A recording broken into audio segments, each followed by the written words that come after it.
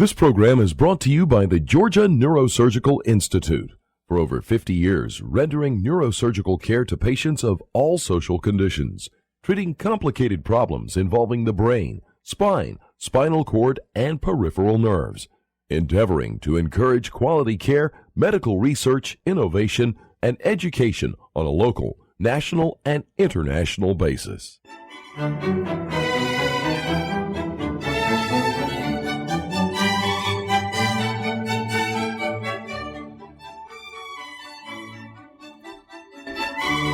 Good evening. My name is Joe Sam Robinson. It's my pleasure to have with us tonight Mr. Buck Melton.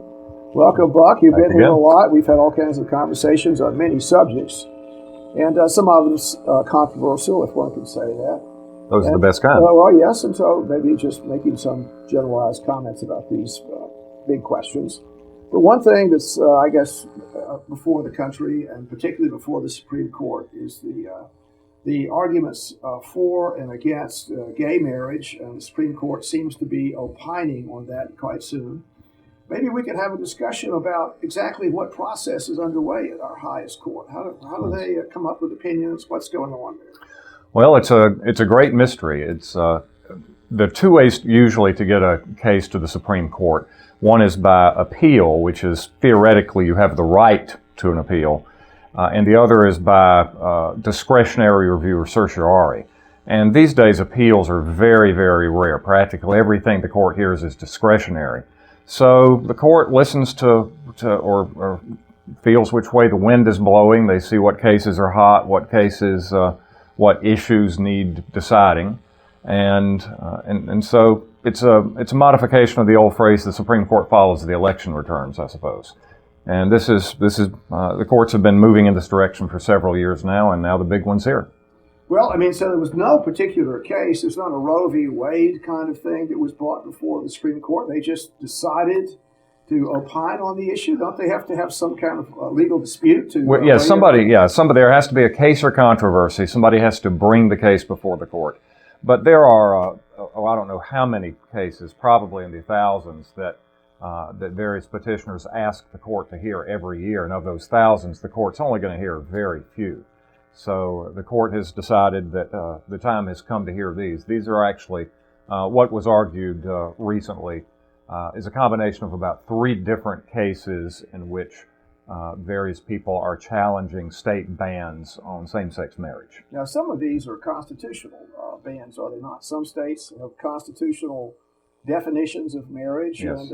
and it says what they say marriage is. Yes. And, if a person now, what would be the reason to want to have this particular privilege? Aren't there some, I guess, things happen if you're joined in wedlock? Here I say holy wedlock, but I mean all kinds of other rights and privileges inure to someone that is in that classification. Yes, a lot of them are financial. A lot of them are, I guess, what I would call fiduciary, for lack of a better term.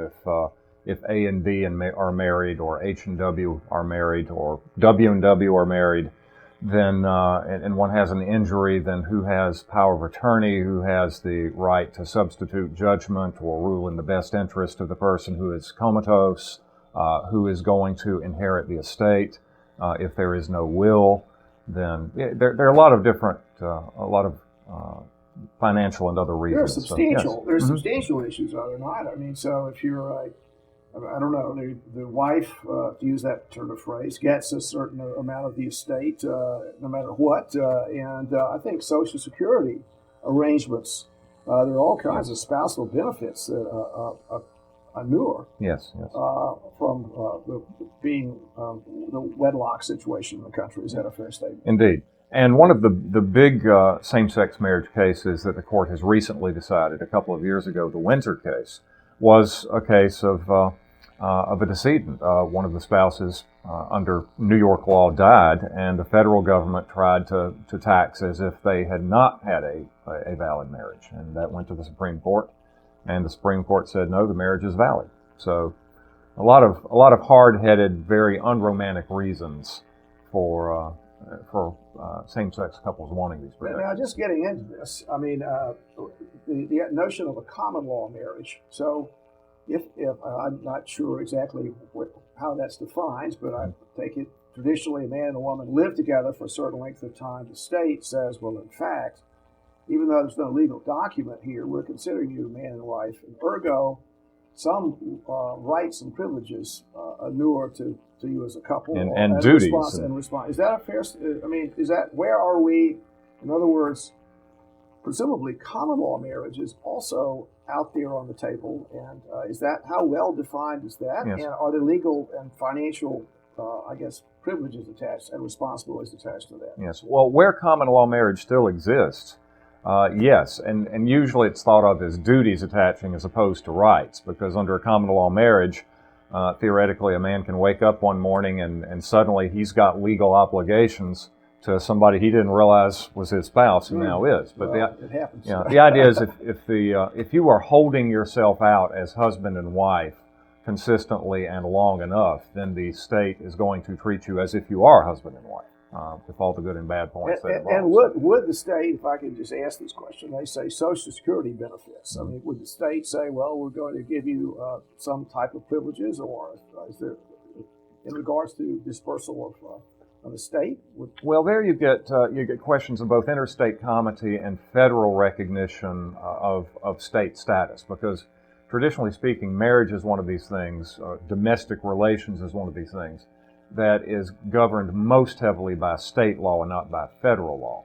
But, for instance, when you fill out your 1040 tax return and it asks you whether you're married or not, and you check yes, you're normally going to look to the law of your state to tell the feds how to tax you, and the feds will normally take your word for that, or take the state's word. So for if that. you're in a common law marriage, you could get the tax benefits by just saying you're married without a legal document. Yes, I would say you could if it ever went to litigation. So, having been through this long, circuitous journey, now I guess same-sex couples, suppose they did that, what would happen? I mean, suppose you were in a state that recognized gay marriage, and you said, I'm going to get whatever kind of benefits there are, or even a city jurisdiction. I mean, some jurisdictions said we're going to recognize this, and then ergo you can therefore get whatever benefits come to you. Is that a fair statement? Well, the problem with that is it's sort of question begging, because it starts with the premise that if you have the qualifications for married, you're married. But that's the problem. Does a same-sex couple have the qualifications, i.e., one male and one female, which is the way it's traditionally been understood? Yes. But I want to emphasize that word traditionally, because this is one of those things that fall under the category of so obvious it hasn't really needed definition before. Yes. And now, since it's so obvious and hasn't been defined, it's not obvious anymore, because there's been a social change. And so the question is, can the 14th Amendment to the Constitution require states to say you are married even if there is not a man and a woman? So what I'm getting into a little bit is there's a sort of a level of, I guess you'd say, rights and privileges as demarcated by lower jurisdictions, the states, the cities. Yes. And so if a state, and I presume there are states that have said this, a number of them, well, we're going to consider gay marriage fine, and we're going to, in the state, treat you as a married couple, and you have rights and privileges. Would that transfer, I don't know the answer to this, to national opinions? In other words, could you get Social Security in that state? If you were in the military, could you give spousal benefits to your partners? I'm picking a state. Yes. Say in, I don't know, Massachusetts. I'm assuming Massachusetts would be a liberal state. They would recognize gay marriage. A person would go in the military and say, my death benefits go to my spouse in Massachusetts. Would the feds say, in other words, it's a bureaucratic issue that the federal government could particularize based on each state's residents? Well, this is actually a question, and this question has many permutations that I've been asking in my class for the last few years. Since the mid-1990s, there's been a federal law called the Defense of Marriage Act, which actually does define marriage as one male, one female. And part of that law has been struck down by the Supreme Court a couple of years ago in the Windsor case, in which the act said that that's the way it can be. But what if a state says otherwise? Well, the Supreme Court said the state law now trumps. But what if you get a situation where two lesbians, for instance, get married in California or someplace where it is clearly legal, and then they move to someplace where it clearly isn't? We'll say Bon Air, Georgia, for instance. Yes. Question number one, can they file a federal income tax return saying that they are married? Question number two, can they file a state income tax return saying they're married? Well, in the wake of the Windsor case, they can probably file that federal tax return claiming marriage. But as the law currently stands right now, they probably cannot file a Georgia income tax return saying that they're married. Now, once the Supreme Court rules on the current case before it, that may change completely. We'll just have to wait and see. So we have this pretty substantial, smash up in a way between traditional ideas and sort of more current opinions. And the Supreme Court's trying to weigh in on that. And so what are the arguments that are being presented? Yes. I would say to change traditional marriage. What are the arguments that the Supreme Court is addressing, and what are some paths they might reason on? Yes. Well, one argument, I think the introductory argument, this is something that the justices are worried about, is should the Supreme Court be weighing in on this at all right now? It's starting to become pretty clear that the direction things are going, that the individual states are all legalizing same-sex marriage. So give it a while longer, and the states will do it without, all the states will do it, or most of the states will do it, without any judicial intervention at all. Now, if the court gets involved, then it's going to start dictating to the states what they must do and what they don't want to do. And that often gives Justice Kennedy, who is the big swing vote on the court, yes. Major problems that these federalism issues that the Fed and Congress and even the Supreme Court shouldn't stick their oar in. But if you get past that, let's say that the court decides it is going to weigh in on this. The big issue would be equal protection, the 14th Amendment Equal Protection Clause. No state shall deny to any person within its jurisdiction the equal protection of the laws. Now, that's been a very complicated clause in the Constitution ever since it was added in the 1860s. And if you think about it, laws treat different groups and different people unequally all the time. That if I drive a truck, I've got to have a different license than if I drive a car. So what constitutes equal protection? If you ask me to project what the court's going to do, it's going to find that in this case, that banning same-sex marriage would discriminate unacceptably against same-sex couples. Now, just going down that line, I mean, it seems that's a pretty. So, if one could say this, I mean, I don't know the intentions of the founding fathers about how they imagined the country would work. I'm not sure they imagined the courts would be doing things like this. I mean, you're sort of intruding in domestic relationships, or doing this, doing that. But nevertheless, the courts seem to be doing it. And is the Equal Protection Clause enough to do anything? I mean, so to speak, just anybody? I mean, I don't know, whatever. You could say, well, my taxes are too high. Ergo, I'm not getting the equal protection of the law. So, you have a high tax rate, high tax bracket. I'm not getting equal. Or I'm a male. I've been drafted. Yes. I'm not, and the females are not being drafted. And that's been argued. Ergo, yes. Or I'm whatever. I'm an adult. I've just shot and killed someone, and I'm going to be electrocuted. But someone under the age of 18 would not. You just go right down the line. And so. That's a very slippery slope, and doesn't it mean the courts can literally do anything? Is there any limit if they wish to? Could they then say to whatever group they could change the rights and the privileges accorded to any group on that basis, and no matter how convoluted the reasoning? Is that fair? Well, you could say judges can do anything they want because, as has been said, listening to lawyers, they make the worse appear the better cause. So logic and law can justify anything. But the courts have established over the decades several tests, and one is the standard of review. And the two big standards are what are called the rational basis test and strict scrutiny. And generally speaking, and this is a simplification, it breaks down into property rights versus what we would call civil rights or civil liberties. Generally speaking, the court applies rational basis review to economic matters, if you will, taxing automobiles, taxing people, taking private property. And with rational basis review, the court tends to defer to what the legislature has decreed, whether it be Congress or whether it be a city council or a state legislature. And the court generally says under rational basis review, if there is any reasonable grounds for treating Group A differently from Group B, property owners from non-property owners, then we're going to let the legislature make that decision. We're going to defer to what it's decided. With strict scrutiny, the court is not going to be deferential at all.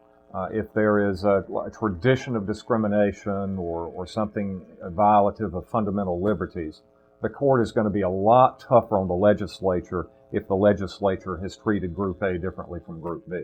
And the classic example of that is race or skin color. That the courts could certainly say that, I don't know. Let's go with an example. We know, for an example, that African Americans or Africans in general suffer more from sickle cell anemia. So let's say that there is another disease that is race-based like that. Could the state say, we are going to require that all African Americans be vaccinated against this disease, but not all white Americans? Since it hits white Americans, it's a low standard. Now you're treating the races differently there. Is there a rational basis for doing it? Probably so. If you can demonstrate that, hypothetically, that there's a much higher infection rate among African Americans. Under strict scrutiny, though, the minute that law says we're going to treat whites differently from blacks, that's going to raise a big red flag, and the court is going to say rational is not enough. You got to show a compelling interest on the part of the state. And so what these courts are, so how things slip into whatever category they slip in is sort of a tricky situation. And so now it appears that sort of gender orientation is being added to that seems like the courts are going to say any kind of regulation that in some way would interfere with your desire to pick whatever gender identity you wish, the courts they're going to say that's a strict scrutiny, and if you're doing anything that's against that would be a bad thing. Ergo, and really, what if the courts do this? Pretty much, it means that strict scrutiny is going to be applied to gender identification right across the board everywhere. Yes. Is that well, right? Well, sex-based discrimination has gotten for some years now what is called intermediate scrutiny, or sometimes heightened scrutiny, which falls somewhere between the two. Which the government doesn't have to have a compelling interest, but it does have to have a substantial interest. When you get into gender identification or gay and lesbian rights, the big sticking point now is this a behavior or is it an innate characteristic that you can't escape from? Is that going to be brought up before the courts? In other words, are they going to? It's a very complicated subject. Yes. It's quite complicated, and there are lots of opinions about it.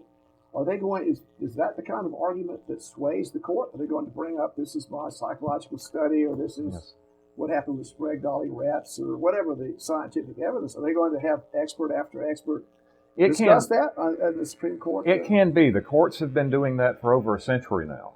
That Louis Brandeis is the first person to come up with that idea that let's don't argue legal precedent before the court. Let's argue sociology. Let's bring in the experts. So it's certainly been done. And the reason that's important is, for instance, if I don't know, I'm Jewish, or I'm a newspaper editor, and I'm Jewish and I'm claiming free exercise of religion, or I'm a newspaper editor and I'm claiming freedom of the press. Well, those are activities, and I can walk away from those. And you can't look at me and say I'm a newspaper editor. But if I'm black, you can look at me immediately and tar me with that brush. And it's not something I'm doing, it's something I am and can't run away from. Yes. So what is homosexuality? Is it a state of being, or is it a behavior that can be controlled? It depends. It's quite complicated. Yes, it is. It's extremely complicated. Well, and just to continue along this line of reasoning, I guess what I'm trying to say is presumably the courts, the way that, I don't know, strict construction, whatever you want to say, very limited role of the courts, they're very limited. And so what seems to have happened is the courts have taken upon themselves to basically, without the way they interpret laws and interpret their role, is to say there's some things we're just going to act on, no matter what the common opinion is, because we're protecting some kind of ethical higher, higher sense of right and wrong that it's our job to do to preserve the. And so, having said that, they can take things anywhere. And what I really want to get into is this: by the same logic, wouldn't it be possible to the arguments for polygamy seem really right along those lines? What would be the arguments against polygamy? Many people have strong opinions and consenting adults, and why should you not, by the same logic, be able to define marriage and these legal advantages any way you like? Yes. Any way you like. And just to make one final comment, many times people go after these legal advantages with no sense of trying to live in, in a traditional relationship. They just say, I'd like to get these advantages, and I think we've had examples of that. People, they married, a lady did that recently, married 10 guys from overseas, get them citizenship rights, and then off we go. Yes. Any comments on that? Well, I would say that I've read the oral arguments, and I really am distressed by what I can only describe as hypocrisy by the petitioners here, because Justice Samuel Alito asked the attorney for the petitioner, look, if we grant this, if we redefine marriage in this way, then why shouldn't we allow polygamy? And since, to my knowledge, and if there are any sociologists or anthropologists out there, they can correct me on this, but it seems to me that the common denominator in every society's definition of marriage in all of history up until the last 20 years is that you have to have at least one man and at least one woman. Now you can at least yes, at least because in polygamy, more of one or the other. In polygamy, you can have more in one or the other. So it seems to me that the most non-traditional thing that you can do to marriage is eliminate one of the sexes. That is, to do what the petitioners want to do. And that's fine. But if you eliminate that, it seems to me you can eliminate anything. And it would be hypocritical to argue that that can't be. But that's exactly what the petitioner did. The petitioner says we're here to change this and to include same-sex couples in marriage, but it would be wrong for the state to allow polygamy because it's very important to have just two partners to marriage. We could have problems. What if a husband divorced wife 2 but not wife 4, and he had children by wife 2? Would wife 4 still have access to child of wife 2? That seems very contrived to me. And so I would have a lot more respect for the pro-same-sex marriage movement if they would drop that hypocrisy. Now, one of the things I guess I'm trying to touch on is the rights and privileges that inure to a couple of whatever gender that are married, and all these advantages, this and that.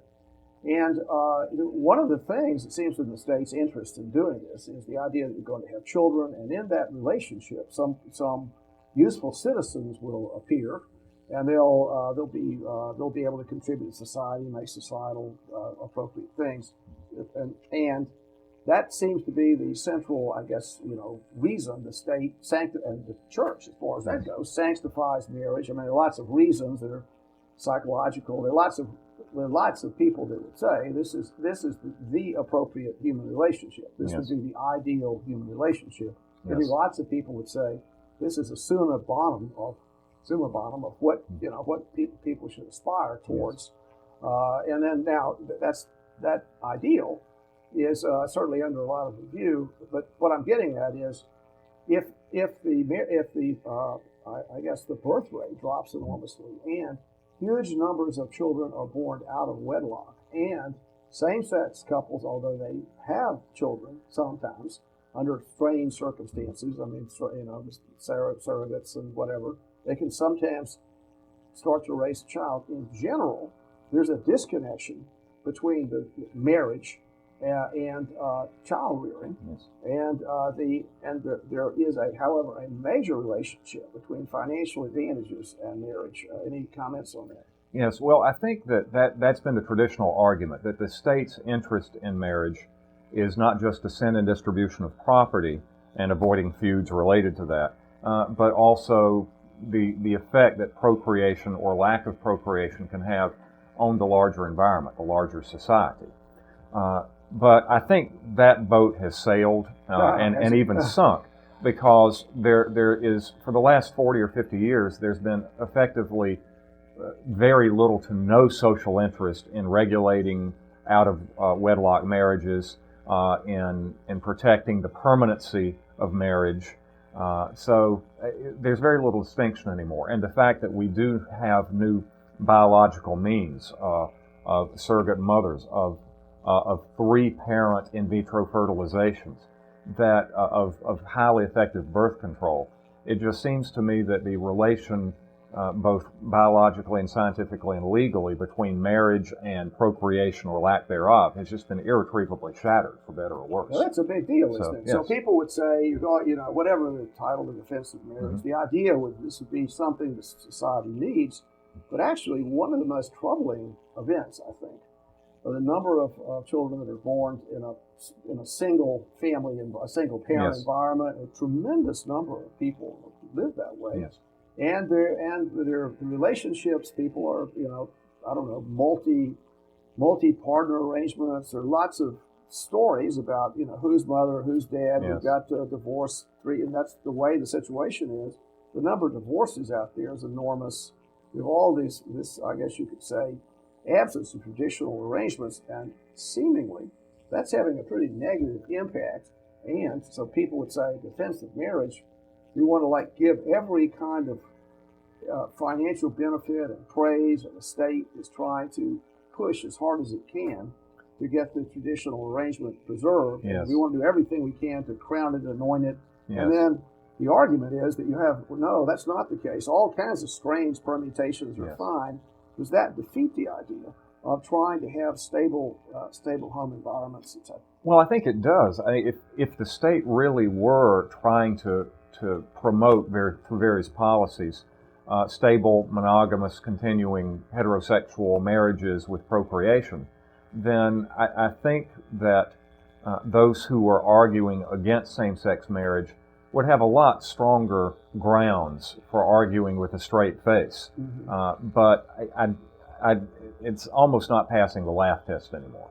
So I just don't really see the traditional, and by traditional I mean by centuries, the traditional arguments in favor of promoting and protecting marriage. I just don't see that they apply very strongly to the modern world. And because they don't, I think same-sex marriage has a lot stronger argument. Now, family, just as we're getting near the end of our conversation, the idea is that in the Western world, well, it's a pretty liberal kind of deal out there. Whatever seems like we don't want to injure anyone. And, there's people, well, okay, you guys are gay. Okay, good. We don't want to bother you. Just have your life together. That's fine.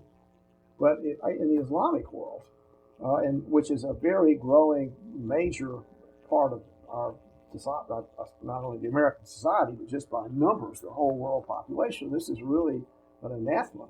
And more so than in the West. And is that going to increase the sense of wickedness, I guess you'd say, or tension between the Islamic world and the Western world? The idea that, okay, in the U.S., the wicked U.S., the great Satan, every kind of what they would consider perverse behavior is tolerated, espoused, ergo, that's a society that is our arch enemy, and it's causing any comments on that? World tensions increase by this. Well, I think it's a consideration, and we also have to consider that there is a Muslim population in the United States.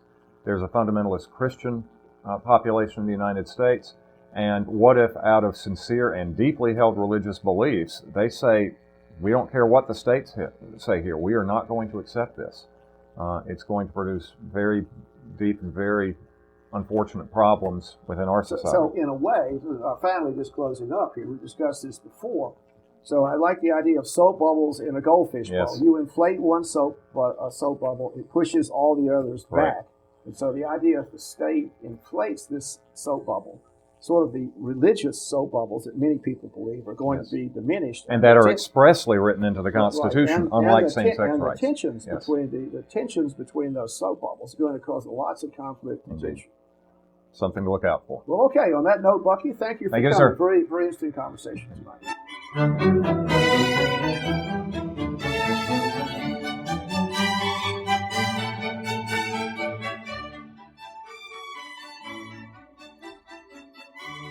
This program is brought to you by the Georgia Neurosurgical Institute.